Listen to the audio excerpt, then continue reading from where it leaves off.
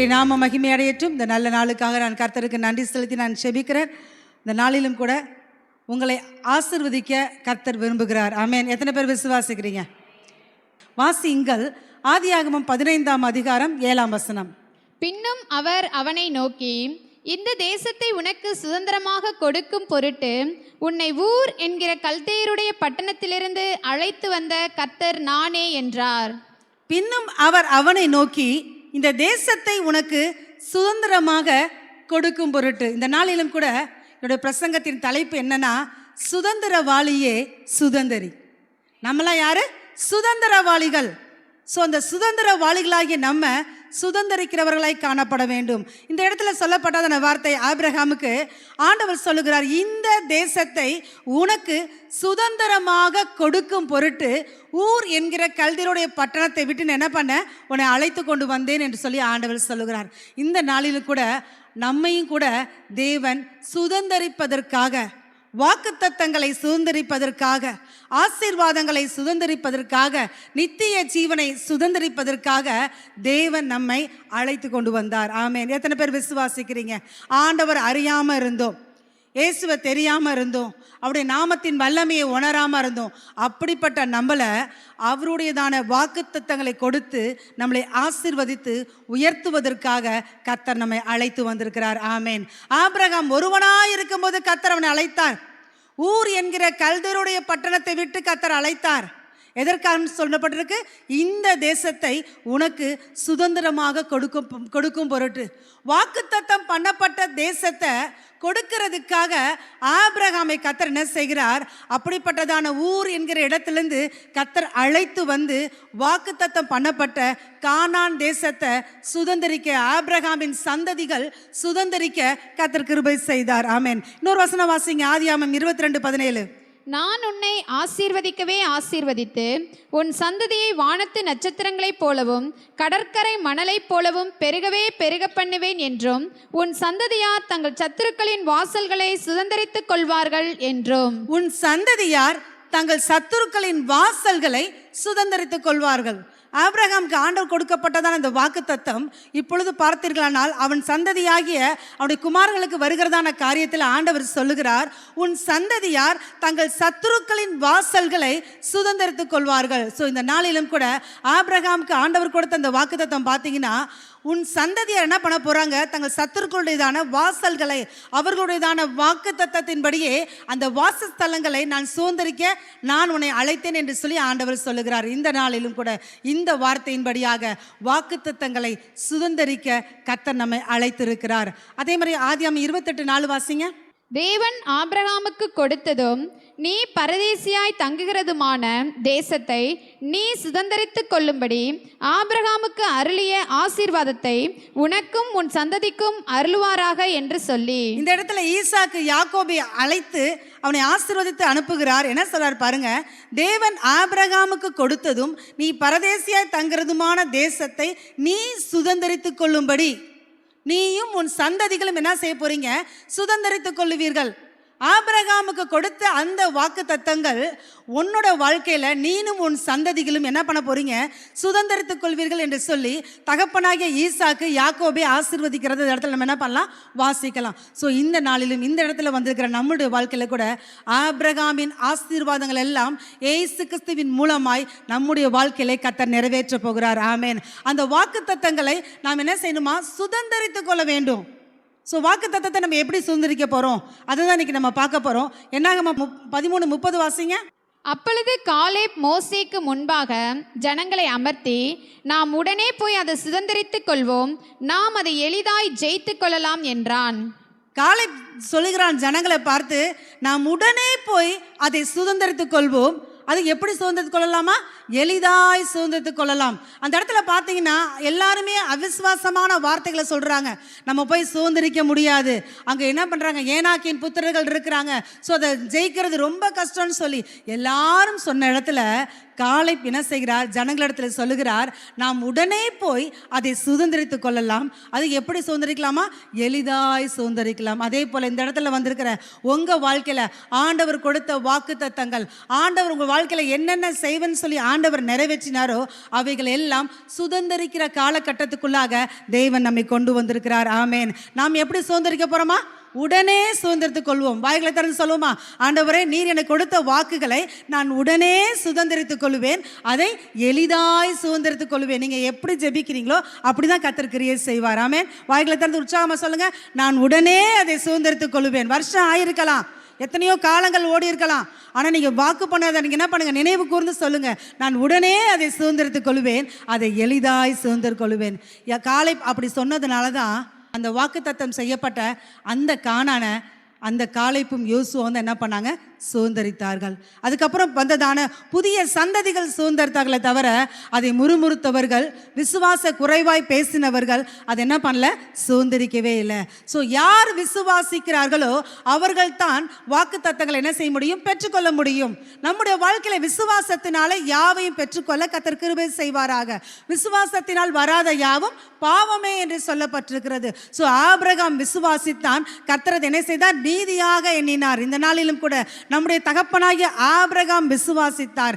கர்த்தர் அந்த காரியங்கள் எல்லாவற்றிலும் அவரையும் அவருடைய சந்ததிகளும் அந்த பட்டணங்களை, அந்த தேசங்களை, அந்த கானானை சுதந்திரிக்க கர்த்தர் கிருபை செய்தார். அதே போல நம்முடைய வாழ்க்கையில ஆண்டவர் வாக்கு கொடுத்ததான காரியங்கள், ரட்சிக்கப்பட்ட நாள் முதற்கொண்டு கர்த்தர் உங்களுக்காக என்னென்ன வார்த்தைகள் பேசினாரோ, ஒருவேளை அந்த வார்த்தைகள் இன்னும் நடக்கலையே, இன்னும் நிறைவேறலையேன்னு சொல்லி நீங்க ஏங்கி இருக்கலாம்.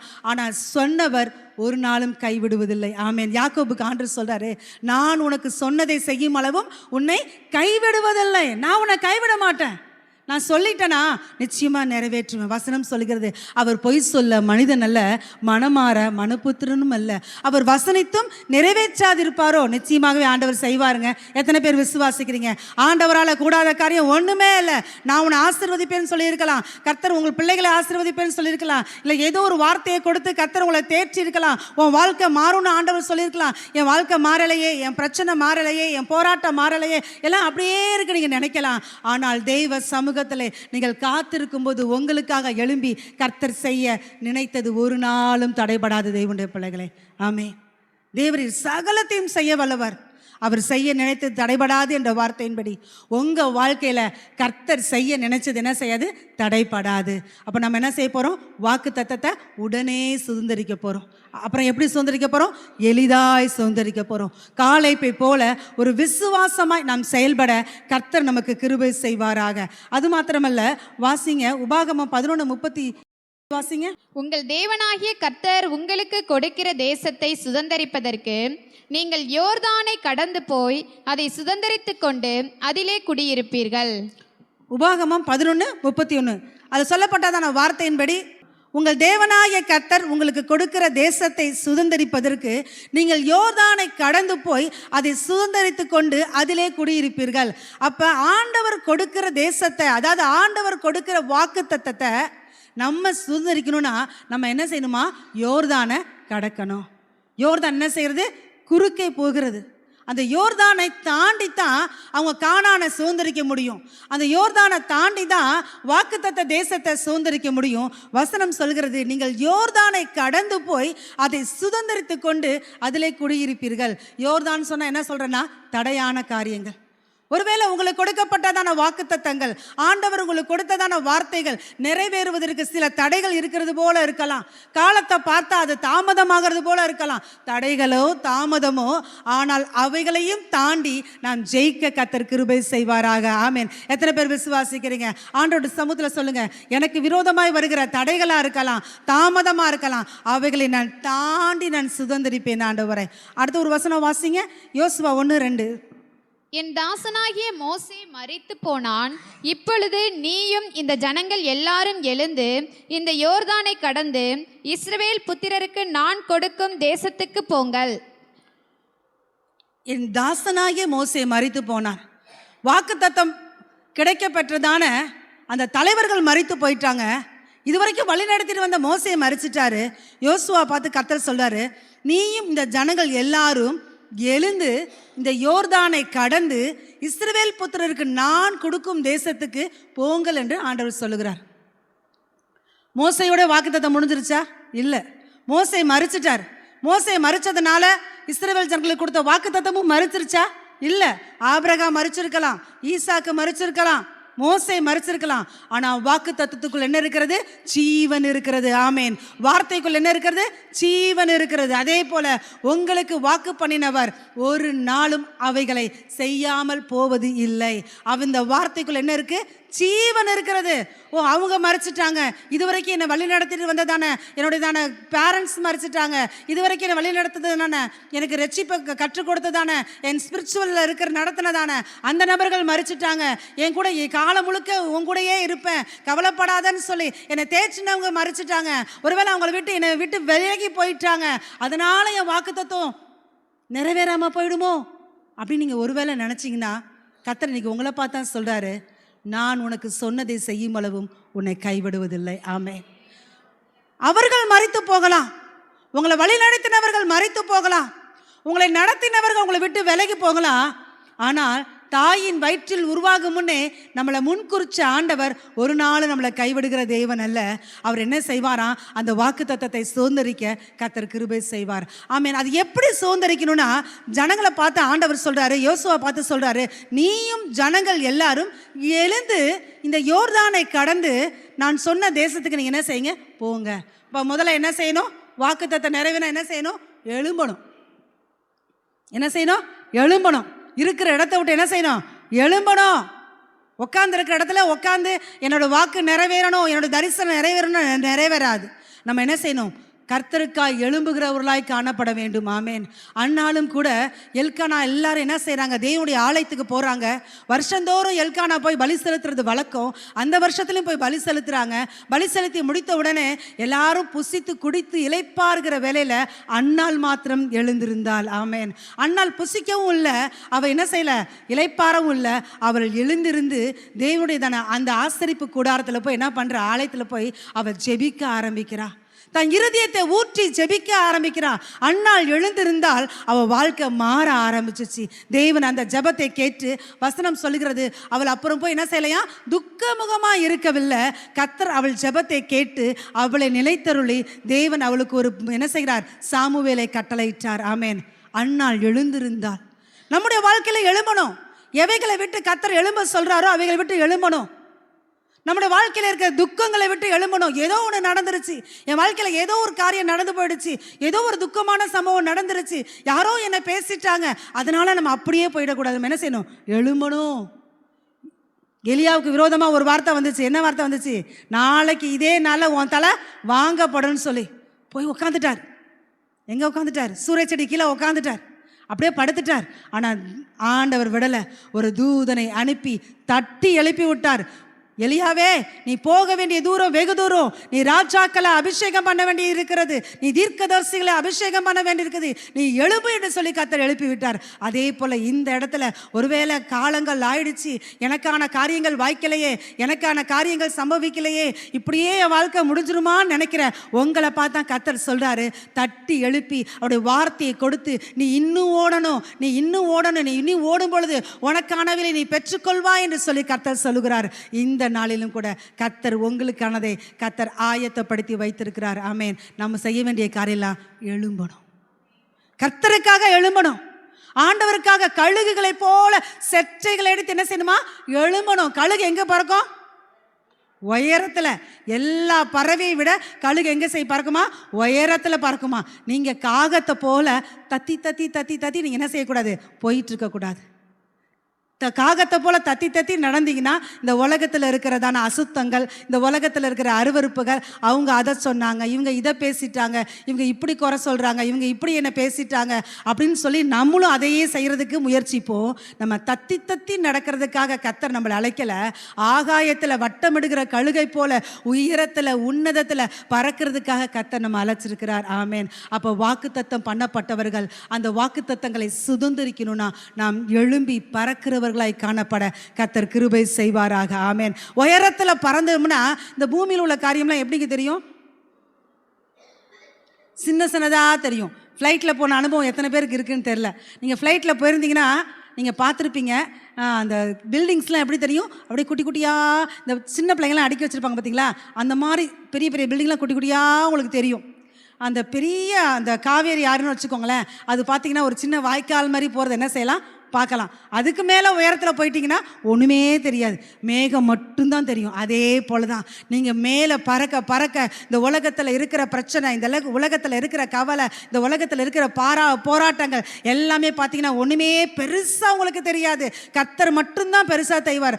இன்னும் உயர பறக்க பறக்க பறக்க மேகம் மாத்திரம் தெரியுது போல நீங்கள் ஆண்டவருக்காய் உன்னதத்தில் பறக்க பறக்க ஆவியானவரை மட்டும்தான் நீங்கள் பார்ப்பீங்க. நானும் என் ஆண்டவர் மட்டும்தான். ஆமென். அதில் எந்த பிரச்சனையும் உள்ள வரப்போறதில்ல. உங்களை பற்றி இவங்க இப்படி பேசிட்டாங்க, அப்படியா, பரவாயில்ல, கர்த்தர் எனக்காக இருக்கிறார், அவர் பார்த்துக்குவார். ஆமென். அவ்வளோதான். வேற எதுவுமே என்ன பண்ணக்கூடாது, கவலைப்படக்கூடாது. எதை பற்றி என்ன பண்ணக்கூடாது, யோசிக்கக்கூடாது. உங்களை பற்றி இதை சொன்னாங்க, பரவாயில்ல, என்னன்னாலும் பேசிட்டு போட்டோம், கர்த்தர் என் கூட இருக்கிறார். அது அந்த அனுபவம் எப்போங்க வரும், நம் உயர பறக்கும்போது வரும், நம் உன்னதத்தில் பறக்கும்போது வரும். ஆமென். நம்ம கீழே இருக்கும்போது அந்த வார்த்தையை கேட்டால் உடனே என்ன செஞ்சிருவோம், அழ ஆரம்பிப்போம், வேதனைப்பட ஆரம்பிப்போம். ஐயோ, என்னப்போ இப்படி பேசிட்டாங்களே, நான் எந்த தப்பும் செய்யலையே, எந்த தவறும் செய்யலையே, ஆனால் என்ன பேசிட்டாங்களே. அப்போனா நீங்கள் இன்னும் பறக்கவே இல்லைன்னு அர்த்தம். நீங்கள் என்ன பண்ணுறீங்க, காகத்தை போல் தத்தி தத்தி போயிட்டுருக்கீங்க. இப்போ யோசித்து பாருங்கள், உங்களுக்கு இருக்கிற பிரச்சனையை நீங்கள் மைண்டில் வச்சு யோசிக்கிறீங்களா, கர்த்தர் பார்த்துக்குவாருன்னு அதை விட்டுட்டு கர்த்தரை நோக்கி பார்க்குறீங்களா? அப்போ நீங்கள் கழுகை போல பறக்கும்போது எந்த பிரச்சனையும் உங்களை மேற்கொள்ள முடியாது, எந்த போராட்டமும் உங்களை மேற்கொள்ள முடியாது. ஆமேன். ஸோ எழும்ப கர்த்தர் கிருபை செய்வாராக. ஆமேன். தேவனுக்காய் எழும்பி நாம் வாக்குத்தத்தம் பண்ணப்பட்டதை சுதந்தரிக்க கர்த்தர் கிருபை செய்வாராக. அடுத்து பார்ப்பீர்களானால் அடுத்து என்ன செய்யணுமா, எழுந்து யோர்தானை கடந்து, அடுத்து சொல்லப்பட்ட வார்த்தை என்னது, கடக்கணும். கடக்கணும்னா எப்படி கடப்பீங்க, யோசித்து பாருங்க. உங்களுக்கு நடுவில் ஒரு ஒரு ஒரு டிட்ச் மாதிரி போகுது, ஒரு சாக்கடை மாதிரி போகுது, ஒரு தண்ணி நீரோட்டம் இருக்குது.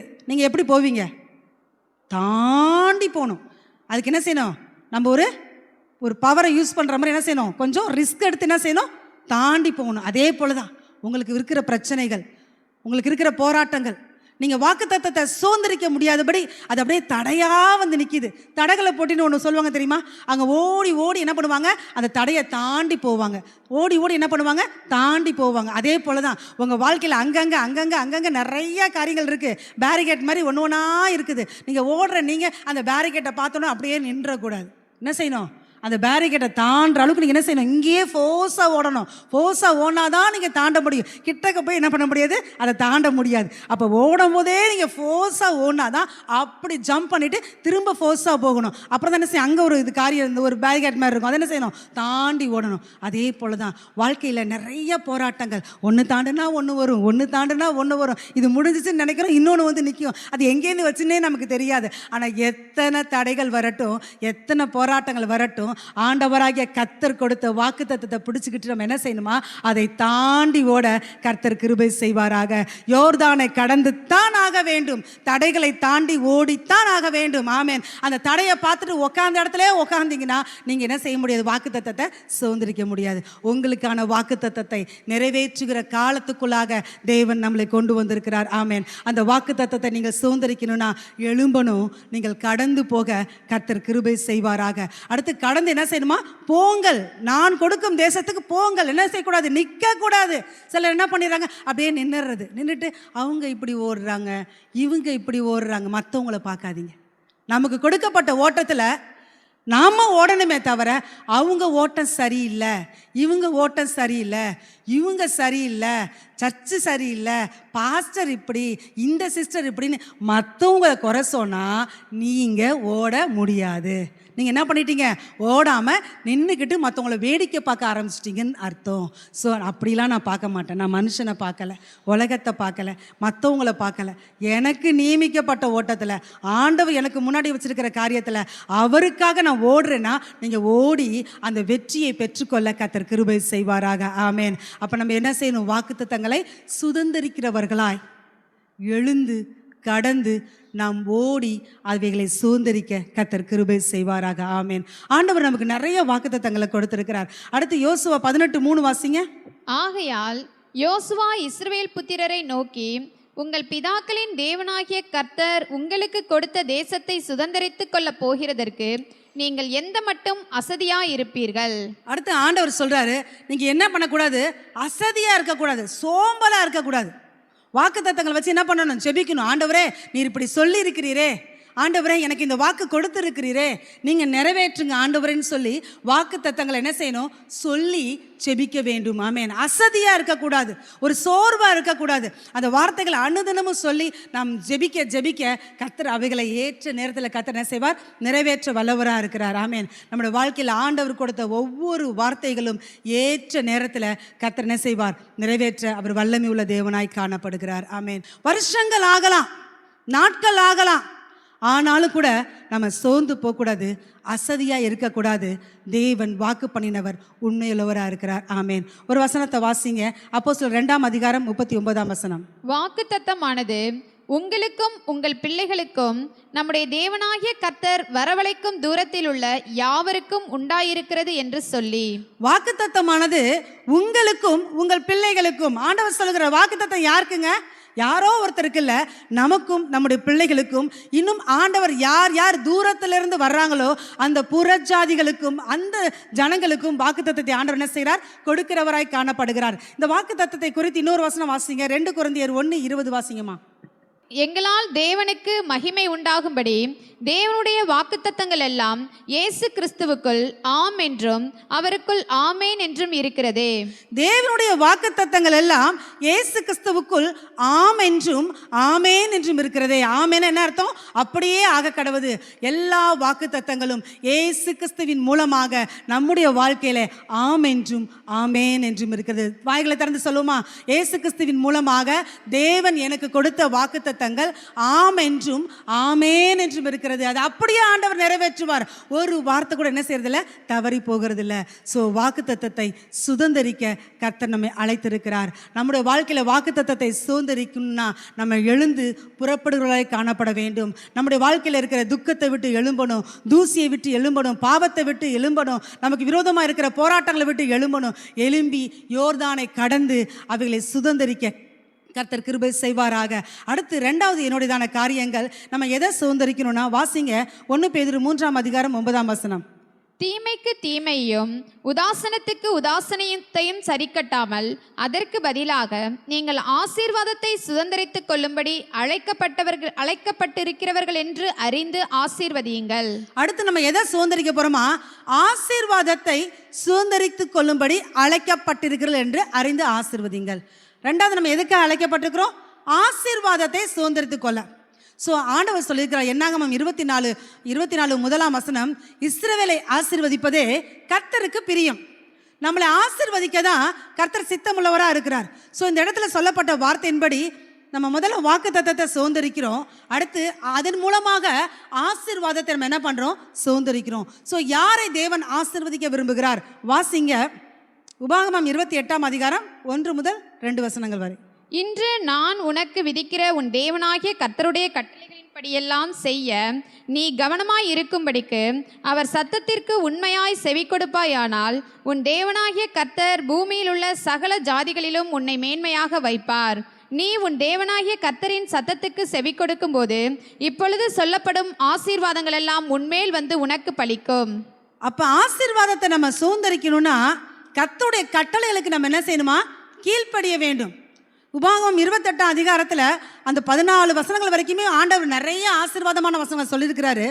இந்த ஆசீர்வாதமான வசனங்களை நம்ம பெற்றுக்கொள்ளணும், இந்த ஆசீர்வாதத்தை சுதந்திரிக்கணும்னா நம்ம செய்ய வேண்டிய காரியம் என்னன்னா, கர்த்தருடைய சத்தத்துக்கு நம்ம கீழ்ப்படியணும்.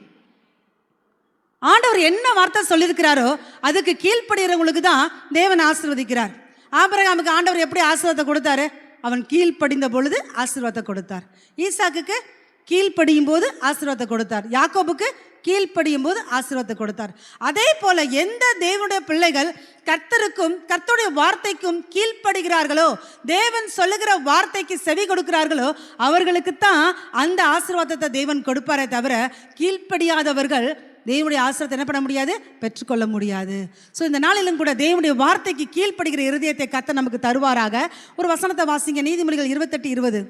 உண்மையுள்ள மனுஷன் பரிபூர்ண ஆசீர்வாதங்களை பெறுவான். வசனம் எப்படி சொல்கிறது பாருங்க, உண்மையுள்ள மனுஷன் பரிபூர்ண ஆசீர்வாதத்தை பெறுவான். அப்ப நம்முடைய வாழ்க்கையில பரிபூர்ண ஆசீர்வாதம், பரிபூர்ண ஆசீர்வாதம்னா என்னன்னு சொல்லுங்க, முழுமையான ஆசீர்வாதம். ஆசீர்வாதம் சொல்லும்போது ஆவிக்குரிய ஆசீர்வாதங்கள், நல்ல ஜெப வாழ்க்கை, நல்ல வேத வாசிப்பு, பரிசுத்த வாழ்க்கை, விசுவாச வாழ்க்கை, ரட்சிப்பு, இதெல்லாம் எந்த மனுஷனுக்குள்ள இருக்குதோ அதுதான் என்னது நம்முடைய வாழ்க்கையில் ஆவிக்குரிய ஆசீர்வாதம். முதல்ல நம்மக்கிட்ட இருக்கிறது என்னது? ஸ்பிரிச்சுவல் பிளஸிங், ஆவிக்குரிய ஆசீர்வாதம் இருக்கணும். ரெண்டாவது, பொருளாதார ஆசீர்வாதத்தை தேவன் கொடுக்கிறார், மெட்டீரியல் பிளஸிங்ஸ். ஸோ நம்முடைய சம்பத்துக்களை கர்த்தர் ஆசீர்வதிக்கிறார், சொத்து பத்துக்களை ஆசீர்வதிக்கிறார், நமக்கு உண்டான எல்லாவற்றையும் கர்த்தர் ஆசீர்வதிக்கிறார். மூன்றாவது, சரீரப்பிரகாரமான ஒரு ஆசீர்வாதம் நமக்கு தேவை. எல்லாமே இருக்குது, ஆனால் சுகர் போட்டு டீ குடிக்க முடியல. எல்லாமே இருக்குது, ஆனால் ஒரு லட்டு எடுத்து சாப்பிட முடியல. அது ஒரு ஆசீர்வாத குறைவு. ஸோ இந்த நாளிலும் கூட அதெல்லாம் கர்த்தர் மாற்றணும். ஆமென். இந்த நாளிலும் கூட நம்முடைய சரீரத்தில் வியாதி இல்லாமல் இருக்கிறது ஒரு பெரிய ஆசீர்வாதம். இன்னைக்கு பார்த்தீங்கன்னா மாதம் பிறந்த உடனே அந்த மளிகை ஜமா லிஸ்ட் மாதிரி மெடிக்கலில் போய் என்ன பண்ணுற வேண்டியது இருக்குது? 2000 3000க்கு மருந்து மாத்திரை வாங்க வேண்டிய சூழ்நிலை. இந்த நிலைமைகள் எல்லாம் கர்த்தர் மாற்றி போடுவாராக. ஆமென். இந்த நாளிலும் கூட சரீரப்பிரகாரமான ஆசீர்வாதத்தை தேவன் ஒவ்வொருவருக்கும் கொடுக்க விரும்புகிறார். சகல நோய்களையும் கர்த்தர் நம்மை விட்டு விலக்க அவர் உண்மையுள்ளவராக இருக்கிறார். ஆமென். எகிப்தியருக்கு வரப்பண்ணின வாதைகளில் ஒன்றையும் நான் உனக்கு வரப்பண்ணேன்னு சொல்லியிருக்கிறார். ஸோ வியாதி இல்லாத வாழ்க்கை ஒரு பெரிய ஆசீர்வாதம். அடுத்து பார்த்தீங்கன்னா நித்திய ஜீவனை சுதந்திரிக்கிற எட்டர்னல் லைஃப், ஒரு முடிவில்லாத வாழ்க்கையை சுதந்திரிக்கிறது ஒரு பெரிய ஆசீர்வாதம். அந்த பூமியில் ஏழையாக இருக்கலாம், ஏழ்மையாக இருக்கலாம், வறுமையில் இருக்கலாம், ஆனால் கண்ணை மூடுனா நான் பரலோகத்தில் இருப்பேன், நான் கண்ணை மூடுனா ஆண்டவருடைய சமூகத்தில் இருப்பேங்கிறதான அந்த விசுவாசமும் அந்த நம்பிக்கையின்படியாக கடைசி வரைக்கும் வாழ்ந்து நித்திய ஜீவனை பெற்றுக்கொள்றது தாங்க ஒரு பெரிய ஆசீர்வாதம். ஆமென். இங்கே இருக்கிறதான காரியமெல்லாம் இங்கேயோடு முடிஞ்சிடும். அந்த ஐஸ்வர்யவான் வீட்டு வாசல்ல லாசர் இருந்தான், ஒன்றுமே இல்லை, வறியவனாக இருந்தான். அவன் மரித்த பொழுது அடக்கம் கூட சரியாக அவனுக்கு பண்ண முடியல. ஐஸ்வர்யவனுக்கு எப்படியெல்லாம் தாராளமாக என்ன பண்ணியிருப்பாங்க, நிறைய பணம் செலவு பண்ணி அடக்கம் பண்ணியிருப்பாங்க. ஆனால் காலங்கள் வரும்போது அவன் ஆபிரகாம் மடியில் என்ன பண்ணானா? தேற்றப்பட்டான். இந்த நாளிலும் கூட ஆசீர்வாதத்தை சுதந்திரிக்க கர்த்தர் நம்மை அழைத்திருக்கிறார். ஆமென். ஸோ எப்படிப்பட்டதான ஆசீர்வாதம்? ஸோ உண்மையுள்ள மனுஷன் பரிபூரண ஆசீர்வாதத்தை பெறுவான். நம்முடைய வாழ்க்கையில் எல்லாத்துலேயும் உண்மையாக இருக்கணும். கர்த்தருடைய வார்த்தைக்கு நீங்கள் செவி கொடுக்கணும், கர்த்தருடைய வார்த்தைக்கு நீங்கள் கீழ்ப்படியணும். தேவன் நமக்கு கொடுத்த எல்லாவற்றிலுமே நாம் உண்மையாக இருக்கும் பொழுது அந்த பரிபூரண ஆசீர்வாதத்தை பெற்றுக்கொள்ள கர்த்தர் கிருபை செய்வாராக. ஆமென். எல்லாத்துலேயும் உண்மை, வார்த்தையில் உண்மையாக இருக்கணும், சொல்லிட்டு சொல்லலை இருக்கக்கூடாது. புரட்டு நாவே நான் வெறுக்கிறேன்னு ஆண்டவர் சொல்லுகிறார். இந்த நாளிலும் நம்ம பேசக்கூடாத வார்த்தையில் என்ன பண்ணக்கூடாது? பேசக்கூடாது. ஸோ இந்த நாளிலும் கூட வார்த்தையில் என்ன எப்படி இருக்கணும்? உண்மை இருக்கணும். அடுத்து எப்படி இருக்கணும்? கிரியையில் செய்கையில் எப்படி இருக்கணும்? உண்மை இருக்கணும். அது எல்லாத்துலேயும் என்ன செய்யணும்? கரெக்டாக இருக்கணும். லஞ்சம் வாங்குறது தப்பு, ஆண்டவருக்கு பிரியமில்லாத வருமானம் நம்மக்கிட்ட இருக்கிறது தப்பு. ஸோ எல்லாத்துலேயும் என்ன செய்யணும்? ஞானமாய் நடக்க கர்த்தர் கிருபை செய்வாராக. ஸோ எல்லாத்துலேயுமே ஒரு உண்மை, வார்த்தையில் உண்மை, செய்கையில் உண்மை, அடுத்து வாழ்க்கையில் உண்மை. ஸோ உள்ள ஒரு வாழ்க்கை, வெளியில் ஒரு வாழ்க்கை இருக்கக்கூடாது. எல்லாருக்கும் மத்தியில் இருக்கும் பொழுது நல்ல ஒரு தேவனுடைய பிள்ளையாக காண்பிச்சுட்டு அந்தரங்கத்தில் வாழ்கிற வாழ்க்கை சரியில்லைனா, ஒரு மாயமாலமான வாழ்க்கை இருக்கும்னா தேவனுடைய ஆசீர்வாதத்தை என்ன பண்ண முடியாது? பார்க்க முடியாது. ஸோ தேவன் நம்மை ஆசீர்வதிக்க விரும்புகிறார். ஆமென். அந்த ஆசீர்வாதத்துக்கு நம்ம எப்படி இருக்கணுமா? பாத்திரவான்களாக மாறணும். ஸோ பாத்திரவான்களை மாறும் பொழுது கர்த்தர் தாமாகவே என்ன பண்ணுவார்? நிச்சயமாகவே நம்மளை என்ன செய்வார்? ஆசீர்வதிப்பார். அவருடைய வார்த்தைகளை ஒன்றையும் வலது பக்கம் இடது பக்கம் சாயாம அந்த வார்த்தைகளை நாம் கை கொள்ளும் பொழுது, தேவனுடைய வார்த்தைகளுக்கு நாம் கீழ்ப்படியும் போது அதற்கான ஆசீர்வாதத்தை நிச்சயமாகவே நம்ம என்ன செய்வோம்? பெற்றுக்கொள்வோம். ஸோ இந்த நாளிலும் கூட முதலாவது நான் உங்களுக்கு சொன்ன வாக்கு தத்தத்தை நாம் சுதந்திரிக்க வேண்டும். ரெண்டாவது, ஆசீர்வாதத்தை சுதந்திரிக்க கர்த்தர் நம்மை அழைத்திருக்கிறார். மூன்றாவது நான் உங்களுக்கு சொல்லுகிற ஒரு காரியம், யாக்கோபு 2 அதிகாரம் 5 வசனம் வாசிங்க. என் பிரியமான சகோதரரே கேளுங்கள், தேவன் இவ்வுலகத்தின் தரித்திரரை விசுவாசத்தில் ஐஸ்வர்யவான்களாகவும் தம்மிடத்தில் அன்பு கூறுகிறவர்களுக்கு தாம் வாக்குத்தத்தம் பண்ணின ராஜ்யத்தை சுதந்திரிக்கிறவர்களாகவும் தெரிந்து கொள்ளவில்லையா? தம்மிடத்தில் அன்பு கூறுவர்களுக்கு தாம் வாக்குத்தத்தம் பண்ணின ராஜ்யத்தை சுதந்திரிக்கிறவர்களாய் தெரிந்து கொள்ளவில்லையா? மூணாவது என்ன ஆசீர்வாதத்தை கர்த்தர் வச்சிருக்கிறார்? ஏற்கனவே உங்களுக்கு கொஞ்சம் சொல்லியிருக்கிறேன். நித்திய ஜீவனை சுதந்திரிக்கிற ஒரு ஆசீர்வாதம். ஆண்டவர் சொல்லுகிறார், தம்மிடத்தில் அன்பு கூறுவர்களுக்காக அவர் வாக்குத்தத்தம் பண்ணியிருக்கிறார். என்னன்னு? நித்திய ஜீவனை அளிப்பேன் என்பதே அவர் நமக்கு செய்ததான வாக்குத்தத்தம். 1 யோவான் 2:25 சொல்லுகிறது, நித்திய ஜீவனை ஆண்டவர் நமக்கு அளிப்பேன் என்று சொல்லியிருக்கிறார். இந்த நாளிலும் கூட ஆண்டவர் யோவான் சுவிசேஷ புத்தகத்தில் இப்படியே எழுதப்பட்டிருக்கிறது, நான் உங்களுக்காய் போய் ஒரு ஸ்தலத்தை என்ன பண்ண போகிறேன்? ஆயத்தம் பண்ண போகிறேன். அது ஆயத்தம் பண்ணின பிறகு நான் என்ன பண்ண போகிறேன்? உங்களை அழைத்து கொண்டு போக வருவேன் என்று ஆண்டவர் சொல்லியிருக்கிறார். ஸோ அந்த வாசஸ்தலத்தை, அந்த ஸ்தலத்தை சுதந்திரிக்கிற ஒரு ஆசீர்வாதத்தை கர்த்தர் நமக்கு தருவாராக. நித்திய ஜீவனை அளிப்பேன் என்று ஆண்டவர் சொல்லியிருக்கிறார். அந்த நித்திய ஜீவனை பெற்றுக்கொள்ளுகிற ஒரு ஆசீர்வாதத்தை கர்த்தர் நமக்கு தருவாராக. ஸோ யாரெல்லாம் நித்திய ஜீவனுக்குள்ளே பிரவேசிக்க மாட்டாங்க அப்படின்னு சொல்லி ஒரு வேத வசனத்தை வாசிங்க. 1 கொரிந்தியர் 6ஆம் அதிகாரம் 9-10 வசனங்கள். அநியாயக்காரர் தேவனுடைய ராஜ்யத்தை சுதந்தரிப்பதில்லை என்று அறியீர்களா? வஞ்சிக்கப்படாதிருங்கள். வேசி மார்க்கத்தாரும் விக்கிரக ஆராதனைக்காரரும் விபச்சாரக்காரரும் சுய புணர்ச்சிக்காரரும் ஆண் புணர்ச்சிக்காரரும் திருடரும் பொருளாசைக்காரரும் வெறியரும் உதாசீனரும் கொள்ளைக்காரரும் தேவனுடைய ராஜ்யத்தை சுதந்தரிப்பதில்லை. அப்ப நித்திய ஜீவனை பெற்றுக்கொள்ளத்தான் நம்ம எல்லாருமே பிரயாசப்படுறோம். பரலோக ராஜ்யத்தை நம்ம சுதந்திரிக்கணும்னு ஆசைப்படுறோம். ஆனால் வசனம் சொல்லுகிறது யார் பரலோக ராஜ்யத்துக்கு போக மாட்டாங்களாம். நீங்கள் அந்த காரியத்தை எல்லாமே நீங்கள் சேர்ந்து வாசிப்போமா பாருங்க. அநியாயக்காரர் தேவனுடைய ராஜ்யத்தை சுதந்திரிப்பதில்லை. யார் ஒருவர் அநியாயம் செய்கிறார்களோ, வசனம் சொல்லுகிறது அநீதி எல்லாம் என்னதான் பாவம்தான். இன்னைக்கு நிறைய பேர் நினைக்கிற விக்கிரகாராதனை பாவம், விபச்சாரம் பாவம், அது பாவம். அதே போல அநீதி எல்லாம் பாவம் தான். எந்த இடத்துல நீதிக்கு புறம்பாய் பேசுகிறோமோ, எந்த இடத்துல நீதிக்கு புறம்பாய் கிரியை செய்கிறோமோ, அது எல்லாமே என்னது பாவம் தான். ஸோ அநியாயக்காரர், யார் ஒருவர் அநியாயம் செய்கிறார்களோ அவர்கள் தேவனுடைய ராஜ்யத்தை சுதந்திரிக்க முடியாது. அடுத்து பாருங்க, வேசி மார்க்கத்தார், விக்கிரக ஆராதனைக்காரர்கள், விபச்சாரர், சுய புணர்ச்சிக்காரர், ஆண் புணர்ச்சிக்காரர், திருடர், பொருளாசைக்காரர், வெறியர், உதாசீனர், கொள்ளைக்காரரும் தேவனுடைய ராஜ்யத்தை சுதந்திரிப்பதில்லை. ஸோ இதில் எந்த காரியத்தை நம்ம இருந்தாலும் இன்னைக்கு தேவன் அதிலிருந்து நம்ம என்ன செய்யணும், விடுதலை பெற கர்த்தர் கிருபை செய்வாராக. ஒருவேளை ரட்சிக்கப்பட்ட தேவனுடைய பிள்ளைங்க ஒருவேளை இந்த ஒரு காரியங்களை நம்ம அதுக்கு ஒத்து போகிற மாதிரி இருந்தோம்னா நம்ம என்ன செய்யணும், இன்னைக்கு அதை விட்டுவிட கர்த்தர் கிருபை செய்வாராக. ஸோ அநியாயக்காரர்கள் தேவனுடைய ராஜ்யத்தை சுதந்திரிப்பதில்லை. அதே போல 1 கொரிந்தியர் 15ஆம் அதிகாரம் 50ஆம் வசனம் சொல்லுகிறது, வாசிங்க. சகோதரரே, நான் சொல்லுகிறது என்னவெனில், மாம்சமும் இரத்தமும் தேவனுடைய ராஜ்யத்தை சுதந்திரிக்க மாட்டாது. அழிவுள்ளது அழியாமையை சுதந்திரிக்க. மாம்சமும் இரத்தமும் தேவனுடைய ராஜ்யத்தை சுதந்திரிக்க மாட்டாது. ஸோ இந்த மாம்சத்தோடையும் இந்த இரத்தத்தோடையும் நம்ம என்ன பண்ண முடியாது, தேவனுடைய ராஜ்யத்தை சுதந்திரிக்க முடியாது. அப்ப மாம்சத்தின்படி வாழாமல் ஆவியின்படி வாழ கர்த்தர் கிருபை செய்வாராக. யார் ஒருவர் ஆவியினால் நடத்தப்படுகிறார்களோ அவர்கள் தேவனுடைய புத்திரர் எனப்படுவார்கள். அப்ப தேவனுடைய புத்திரர்னா தேவன் கொடுக்கிறதான வாசஸ்தலத்தை நம்ம என்ன பண்ண முடியும், பிரவேசிக்க முடியும். இந்த நாளிலும் கூட நாம் மாம்சமும் இரத்தமுமாய் நாம் நினைச்சதை செய்யணும், நான் நினைச்சதை சாதிக்கணும்னு சொல்லுகிற அந்த காரியத்தின்படி வாழ்கிறவர்கள் தேவனுடைய ராஜ்யத்தை என்ன பண்ண முடியாதான், சுதந்திரிக்க முடியாதான். ஸோ மாம்சமும் இரத்தம் உள்ள காரியம் என்ன தெரியுமா, 1 யோவானில் சொல்லப்பட்டது போல கண்களின் இச்சை, மாம்சத்தின் இச்சை, ஜீவனத்தின் பெருமை, இவைகள் எல்லாம் பிதாவினால் உண்டானவைகள் அல்ல, அவைகளாம் என்னது, உலகத்தினால் உண்டானவைகள். ஸோ இவைகளை செய்கிறவர்கள், இவைகளின்படி நடக்கிறவர்கள் தேவனுடைய ராஜ்யத்தை என்ன பண்ண முடியாது, சுதந்திரிக்க முடியாது. கலாத்தியர் 5ஆம் அதிகாரம் 21 வாசிங்க. விக்கிரக ஆராதனை, பில்லி சூனியம், பகைகள், விரோதங்கள், வைராக்கியங்கள், கோபங்கள், சண்டைகள், பிரிவினைகள், மார்க்க பேதகங்கள், பொறாமைகள், கொலைகள், வெறிகள், களியாட்டுக்கள் முதலானவைகளே, இப்படிப்பட்டவைகளை செய்கிறவர்கள் தேவனுடைய ராஜ்யத்தை சுதந்திரிப்பதில்லை என்று முன்னே நான் சொன்னது போல இப்பொழுதும் உங்களுக்கு சொல்லுகிறேன். இதுல சொல்லப்பட்ட காரியம் பார்த்தீங்கன்னா மேல ஒரு 4 காரியம் விடுபட்டுட்டு 19 வாசிக்கணும். மாம்சத்தின் கிரியைகள் வெளியரங்கமாய் இருக்கின்றன. அவை யாவன, விபச்சாரம், பேசித்தனம், அசுத்தம், காம விகாரம் என்று சொல்லி விக்கிரக ஆராதனை சொல்லி தொடர்ந்து பாருங்களேன். பில்லி சுனியம், பகைகள், விரோதங்கள், வைராக்கியங்கள், கோபங்கள், சண்டைகள், பிரிவினைகள், மார்க்கபேதங்கள், பொறாமைகள், கொலைகள், வெறிகள், களியாட்டுகள் முதலானவைகளே.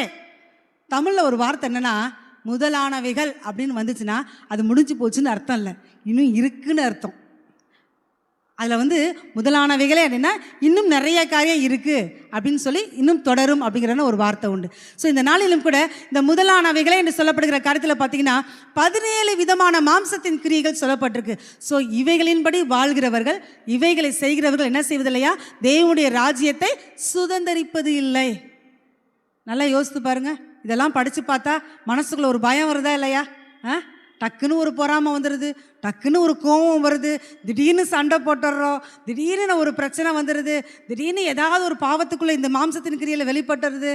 ஸோ தேவனுடைய சமூகத்தில் அவைகளோடு வாழாதபடி, தவறு செஞ்சிட்டோமா ஆண்டவர்கிட்ட என்ன செஞ்சிடணும், ஒப்புரவாயிடணும். இனி இந்த தவறை செய்ய மாட்டேன் ஆண்டவரை, என்னை தூக்கி எடுங்கன்னு சொல்லி கேட்கும்போது கர்த்தரை தூக்கி எடுக்க அவர் உண்மையிலவராக இருக்கிறார். ஆமேன். இந்த காரியம் எதுவும் நமக்குள்ளே இராதபடி வாழ கர்த்தர் கிருபை செய்வாராக. ஸோ இவைகளை ஜெயிக்க கர்த்தர் நம்மளை என்ன செய்வாராக, பலப்படுத்துவாராக.